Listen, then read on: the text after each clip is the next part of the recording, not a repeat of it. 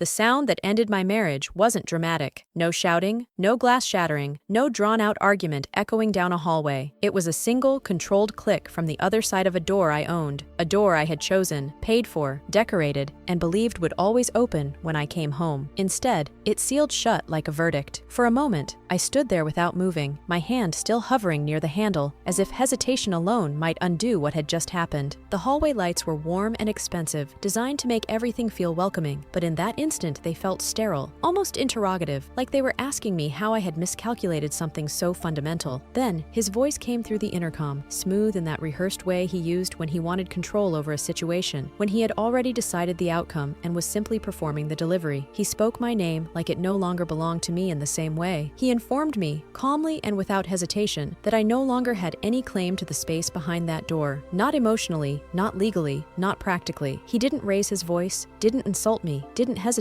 That was what made it cruel. There was no chaos in him, only certainty. I stood there barefoot, the marble floor beneath me colder than I remembered, my suitcase beside me, like evidence that some part of me had already anticipated disruption without fully believing it would come. My laptop bag hung from my shoulder, its weight suddenly disproportionate, as if it carried more than just a machine, as if it held every contract I had ever read, every clause I had ever analyzed for someone else, while failing to apply that same vigilance to my own life. Through the frosted glass panel beside the door, shapes moved. Not abstract shapes, but purposeful ones. People packing, rearranging, claiming, and there was a silhouette that didn't belong to me, a form bending over furniture I had chosen, touching surfaces I had lived with, existing in a space I had thought was exclusively mine. It wasn't just displacement, it was replacement, happening in real time, within arm's reach. I told him to open the door. I kept my voice steady because control is instinctive when you've spent your career navigating high-stakes negotiations. But steadiness doesn't mean strength. Sometimes it's just habit, a reflex that delays the emotional collapse by a few crucial seconds. He didn't respond the way someone does when there's still room for discussion. He responded like someone who had already closed every door, not just the one in front of me. Then he mentioned my father. That was the moment everything shifted. Not because I didn't expect him to involve my family, but because of the way he said it, casually, like it was a logical step, like it was part of a process he had carefully constructed. My father wasn't just my parent. He was a presence in the business world, the kind that didn't need constant visibility to maintain influence. And recently, that presence had been questioned, speculated about, picked apart in quiet articles and louder whispers. When my husband said the word bankrupt, it didn't just sound incorrect, it sounded strategic. I denied it immediately, not just because I believed it was untrue, but because I understood the weight of words like that. Words shape perception, and perception shapes action. He responded in a way that made it clear he didn't need absolute truth. He only needed enough narrative to justify what he was doing. My phone vibrated, but I ignored it. Instead, I called my father. I didn't plan what to say. I didn't need to. The situation spoke for itself. When he answered, his voice carried none of the panic I might have expected if the rumors were true. It carried something else entirely. Control, awareness, timing. When I told him what had happened, there was a pause. Not a long one, but long enough to signal that he was processing, aligning pieces I couldn't yet see. Then he told me he would be there soon. Not eventually, not after figuring things out. Soon, in a way that implied he already had everything he needed. The elevator opened behind me with its usual soft tone, but the atmosphere had changed. It wasn't just me standing there anymore. There was a shift in energy, subtle but undeniable, like pressure building in a sealed room. From outside, through layers of glass and distance, I heard engines. Not loud, not chaotic, but synchronized, deliberate. People assume power announces itself with noise. It doesn't. It arrives quietly, efficiently, often unnoticed until it's already in position. Months earlier, my life had looked stable, predictable in the way success often is. Events, dinners, carefully curated appearances that reinforced a narrative of partnership and progress. But beneath that surface, things had been shifting, not abruptly, but gradually, the way trust erodes when it's no longer being maintained. He had stopped asking my opinion, not in a confrontational way, but in a dismissive one. Decisions were made without me, then presented as final. When I questioned them, he reassured me in that patronizing tone that disguises itself as confidence. He framed my concerns as unnecessary, my expertise as optional. That was new. There had been a time when my input wasn't just valued, it was necessary. But necessity had been replaced by convenience, and convenience eventually gave way to exclusion. The rumors about my father didn't create that shift. They accelerated it. They gave my husband a reason, or at least an excuse, to reposition himself, to distance, to protect what he began referring to as his, not ours. He started guarding information. Devices were angled away, conversations paused when I entered a room, schedules filled filled with unexplained gaps. When I asked, he minimized. When I pressed, he deflected. And when I connected patterns, he dismissed them. There was a moment, during a dinner that now feels like a turning point, when he spoke about protecting assets. Not collectively, but individually. That distinction mattered more than he realized. It revealed a mindset that had already separated our lives into categories of ownership and liability. I reminded him, carefully, of the foundation of his success, the introductions, the opportunities, the support that had come through my family. He reframed it instantly, reducing it to something temporary, something transactional, something that no longer held value. That should have been the moment I recognized the trajectory. But recognition doesn't always lead to action. Sometimes it leads to rationalization, to the belief that things can still be corrected, that patterns can be reversed. Standing in that hallway, locked out of my own home, I understood that nothing about this was sudden. It was the result of a series of decisions, each one small enough to justify at the time, but collectively significant enough to redefine everything. When my father arrived, he didn't rush. He didn't react emotionally. He observed. That's what he does best. Observation before action, understanding before response. We went upstairs together. The space felt different the moment the doors opened, not because of anything visible at first glance, but because of the atmosphere. Familiarity had been replaced by intrusion. The door opened before we could knock. My husband stood there, composed, but not prepared for what he saw behind me. His confidence faltered, just slightly, but enough to register. What followed wasn't an argument. It was a recalibration. My father didn't raise his voice. He didn't threaten. He simply introduced information into the situation, information that altered the balance my husband thought he controlled. When the truth about the financial structure came to light, it didn't explode. It settled, heavy, undeniable, irreversible. My husband's reaction wasn't anger at first. It was disbelief, then confusion, then the realization that his assumptions had been incomplete, that the narrative he had built his actions on was flawed. He had acted decisively, but not accurately. That distinction cost him everything. What happened afterward wasn't immediate collapse. It was gradual unraveling.